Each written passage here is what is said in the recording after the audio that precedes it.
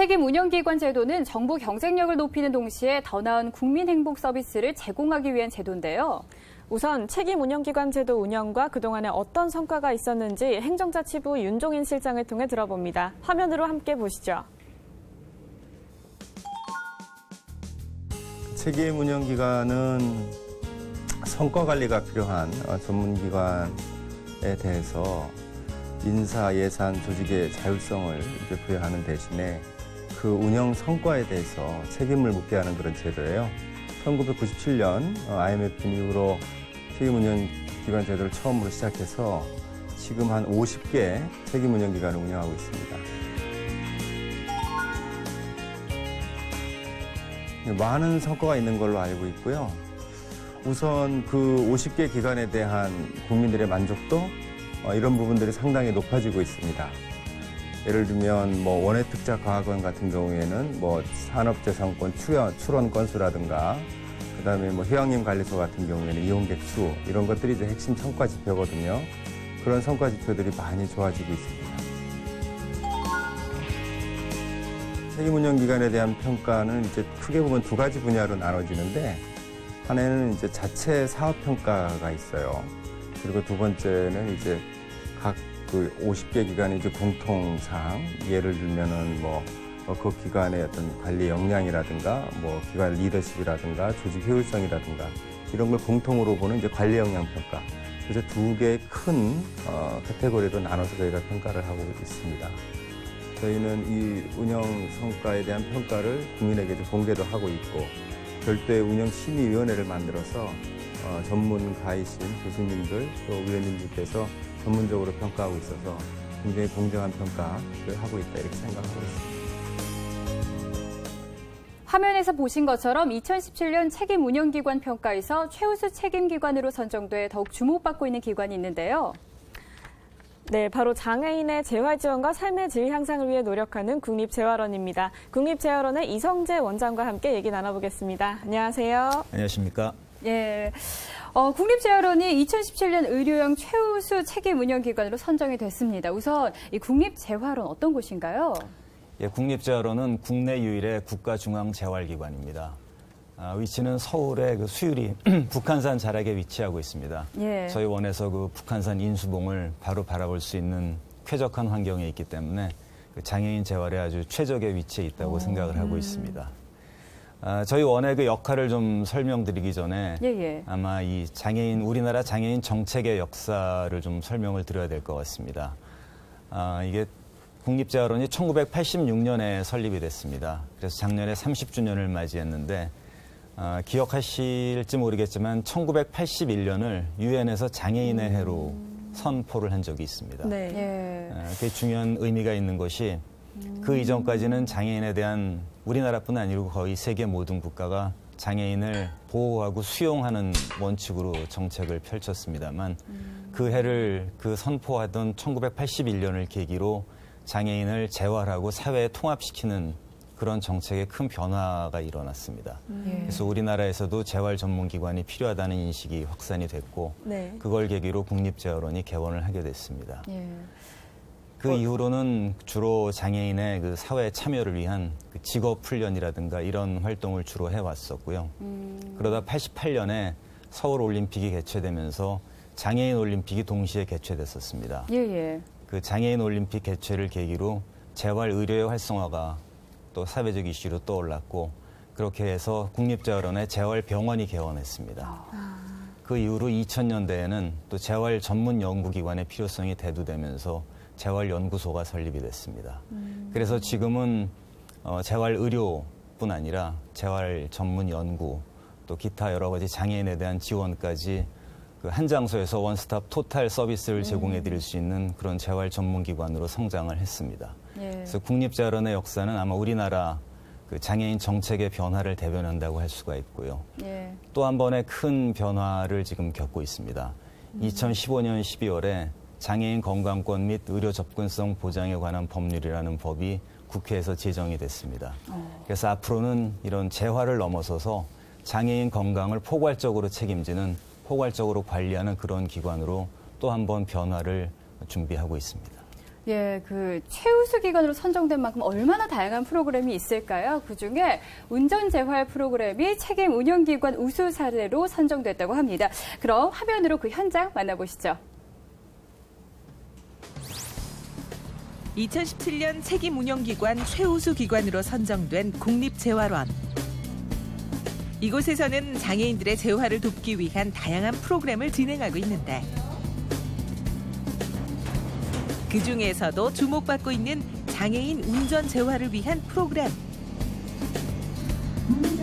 특히 국립재활원에서는 국내 최초로 운전 인지평가 도구를 개발해 몸이 불편한 장애인과 노인들의 운전 능력 평가 검사에 활용하고 있는데 CPAD라고 하는 운전기능 검사는 30분에서 40분 정도 소요되는 짧은 시간 동안 이 사람의 운전 기능과 관련된 인지 능력을 측정할 수 있는 검사 도구로 짧은 시간 안에 할 수 있다는 거가 가장 큰 특징이고 운전에 필요한 거리 능력, 주의력 검사 등 체계적인 검사 프로그램을 통해 운전을 해도 안전한지 평가하고 있다.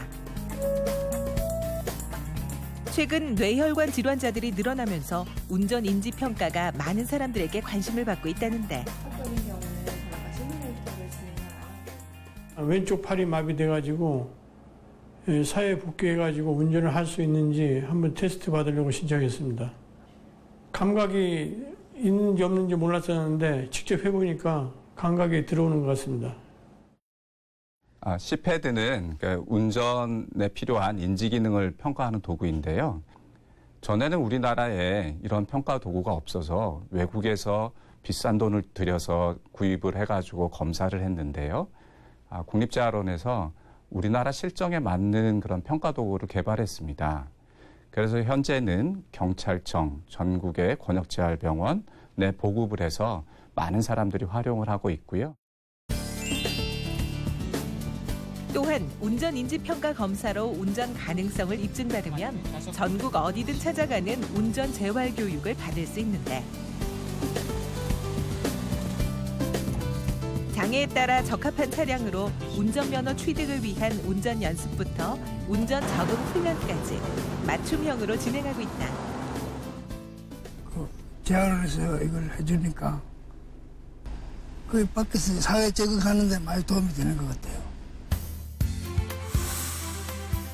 장애인 운전의 안전성을 높이고 사회 참여 기회를 넓히기 위해 앞장서는 국립재활원의 내일을 기대해본다. 네, 함께 보신 것처럼요. 운전 교육을 요청하면 어디든지 찾아가서 도와준다고 하시는데요. 예. 이런 좋은 거를 많이 사람들이 신청을 할 수 있으면 좋을 텐데 어디서 어떻게 신청해야 되는지 알려주시죠. 예, 국립재활원은 94년부터 이 운전 지원을 사업을 해왔습니다. 네. 그래서 장애인께서 요청하시면 전국 어디든지 간에 그 장애인에게 필요한 자동차 운전 보조 장치를 부착한 자동차를 가지고 가서 전문 강사가 직접 교육을 해드립니다. 예. 지금 해드리고 있는 대상자들은 지체, 뇌병변, 청각장애인 1급부터 4급까지 해드리고 있고요. 예. 또 기초생활 수급자의 경우에는 6급까지도 제공을 해드리고 있습니다.